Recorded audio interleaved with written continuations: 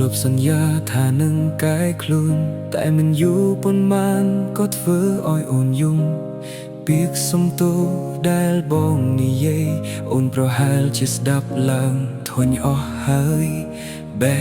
ដងបងមិនដឹងសាំងពីអ្វីចេះតែដើរខុសភ្លឺធ្វើបាបចិត្តស្រីអូនអត់ទោសឲ្យបងច្រើនដងតែបងនៅតែលួចក្បត់នួនល្អងចារឹកបងកែមិនឡើងក្បត់អូនម្ដងហើយម្ដងទៀតទឹកភ្នែកអូនហូរឡើងខ្សោះព្រោះតែជឿលឿមនោះប្រដែលមិនចេះស្មងបងចេះប្រើតែពាក្យសុំទោសតែមិនដែលកែប្រែចិត្តខ្លួនឯង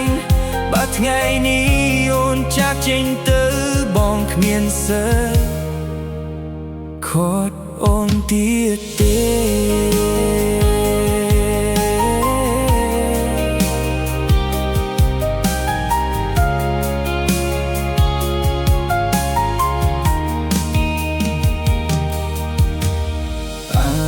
សាវរីដែលយើងបានសាងប្រហែលជាត្រូវរលីដោយសារបងមិនគួមនោះស្អដូចនោះល្អងមកទ្រាំនឹងមនុស្សអាក្រក់មិនចេះកែបងទទួលស្គាល់កំហុសគ្រប់យ៉ាងមិនហ៊ានសុំឲ្យអូនវិលក្រោយទេគ្រាន់តែចង់ឲ្យអូនបានសុខព្រោះជាមួយអ្នកដែលស្មោះជាងបងចារឹកបងកែមិនឡើងក្បត់អូនម្ដងហើយម្ដងទៀតទឹកភ្នែកអូនហូរឡើងសោះព្រោះតែជឿលឿមនោះ